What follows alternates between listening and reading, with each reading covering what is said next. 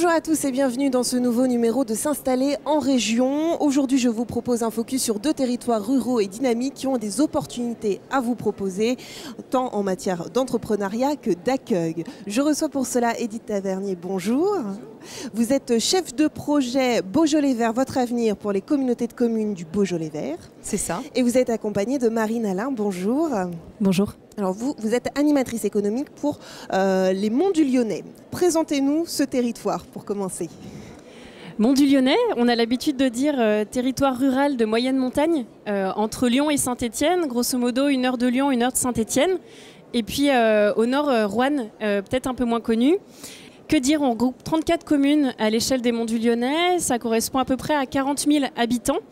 Et puis un tissu d'activités et d'emplois très dynamique, très diversifié. Le slogan, je dirais, du territoire, c'est territoire de vie, d'emploi et puis d'entrepreneuriat. Et sur le Beaujolais Vert, alors, quelle est sa fiche d'identité ? Donc le Beaujolais Vert, on est plus au nord de ma collègue. Voilà, on est entre Villefranche-sur-Saône et Mâcon aussi, enfin voilà, entre Lyon et Mâcon aussi. C'est toute la partie qui n'est pas viticole. Le Beaujolais est connu pour le vin, qui est plutôt autour de Villefranche-sur-Saône. Et là, on est un petit peu plus sur l'ouest du territoire, dans la filière, enfin dans un paysage de bois, puisqu'il y a le pin Douglas qui est dominant sur les territoires et le paysage. Et donc voilà, c'est tout ce qui n'est, c'est le vin, enfin c'est le Beaujolais qui n'est pas du vin. Alors vos 2 territoires se sont positionnés sur un axe très important aujourd'hui qui est le développement durable. Edith Tavernier, vous travaillez par exemple sur un projet d'éco-territoire. Quel est ce projet de territoire ? Voilà, le territoire en fait est vraiment depuis plusieurs années, depuis je dirais 5 à 6 ans, sur une volonté politique et puis territoriale de développer toutes ces filières du développement durable. Donc évidemment, comme on est dans le bois, des filières d'éco-construction se sont développées, tout ce qui est les énergies positives aussi, la méthanisation par exemple. Donc l'envie, enfin ce qui est lié aussi au territoire énergie positive, puisque voilà, ça fait partie des objectifs de l'éco-territoire, c'est vraiment d'avoir des filières qui sont innovantes sur toutes ces questions, voilà, de la construction basse consommation ou même énergie positive, et puis de la rénovation bien sûr, et puis tous ces métiers qui sont en développement aujourd'hui autour de ces filières. Pour les Monts du Lyonnais, c'est une démarche également très, très poussée que vous avez menée sur cet axe-là. Notamment, il y a un label énergie positive sur lequel vous travaillez. Enfin, vous avez été labellisé. Oui, tout à fait. Edith, tu le citais, c'est le label Territoire et énergie positive, TEPOS. Du coup, Monts du Lyonnais, nous, on a rejoint cette démarche depuis quelques années. En fait, l'idée de ce projet-là qui est porté de manière forte sur le territoire, c'est de dire il faut produire plus d'énergie qu'on en consomme. Aujourd'hui, pour exemple, sur les Monts du Lyonnais, on est à 2% d'indépendance énergétique. C'est dire s'il y a une marge de progression, mais on est jusqu'à 2050 pour le faire. Et c'est bien dans cette initiative-là que le territoire cherche aussi à développer des filières et des activités économiques en lien avec cette ambition TEPOS, territoire énergie positive.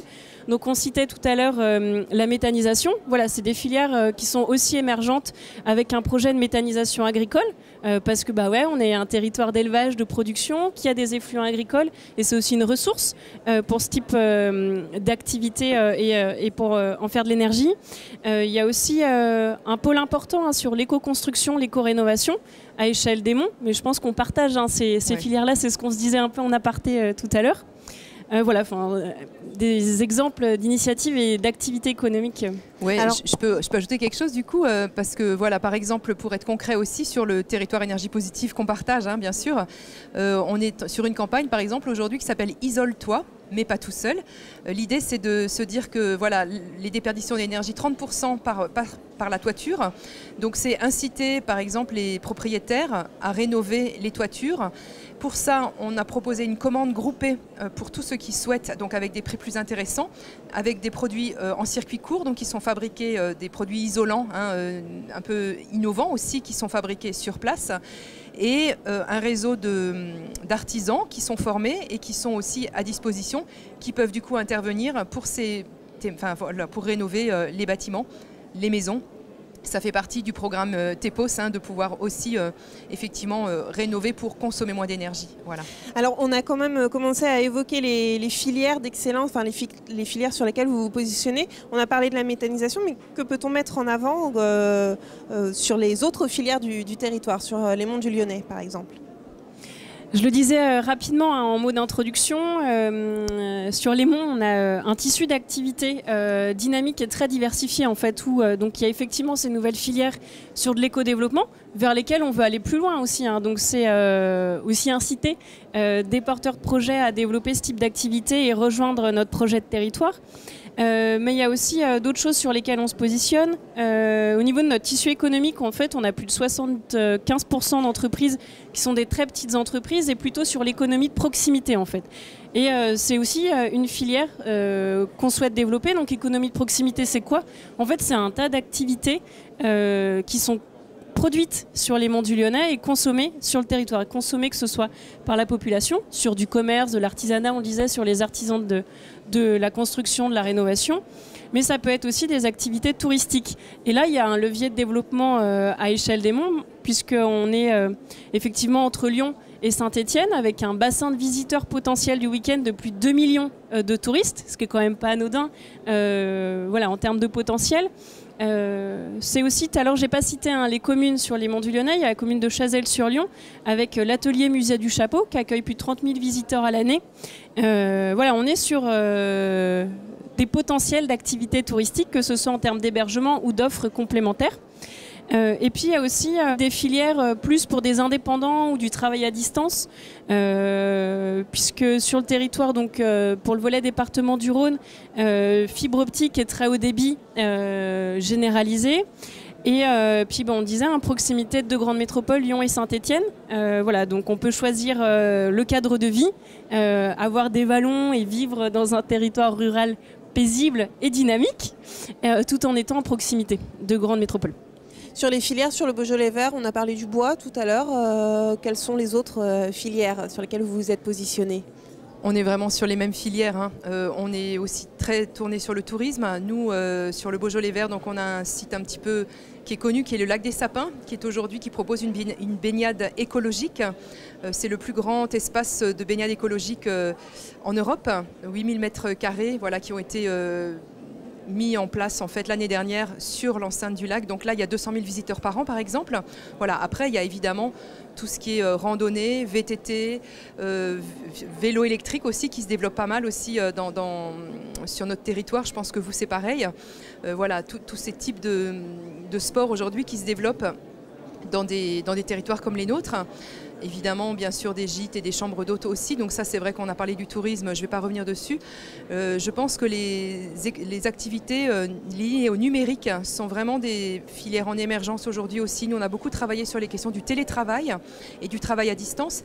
Aujourd'hui, l'accès Internet fait changer les usages de travail. On peut travailler depuis n'importe où, à distance de ses clients. Donc des personnes qui souhaitent changer de cadre de vie, ne plus forcément habiter en ville, mais qui ont le même accès à l'information et la possibilité de travailler que quand on est en ville, puisqu'on a aussi le très haut débit grâce au câble que le Rhône a mis en place sur tout le territoire.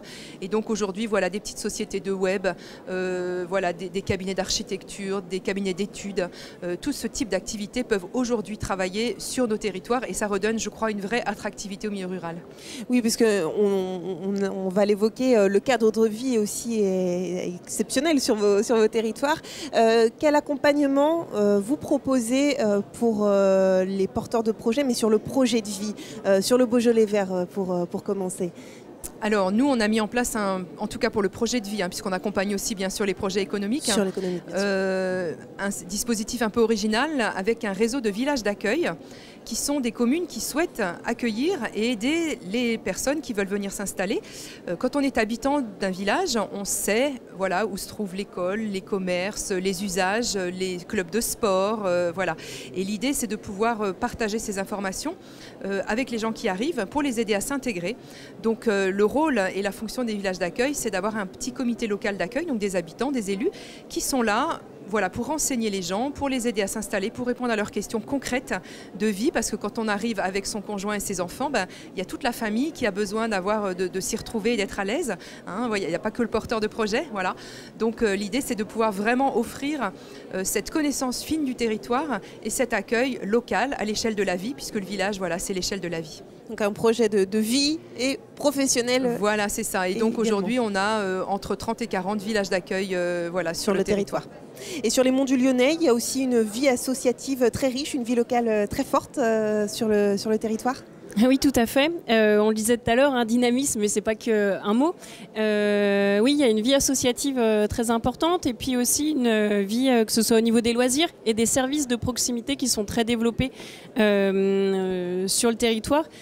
Par exemple, je disais tout à l'heure 34 communes, il y a 5 bourgs-centres qui regroupent plus d'une cinquantaine de commerces et des services de proximité.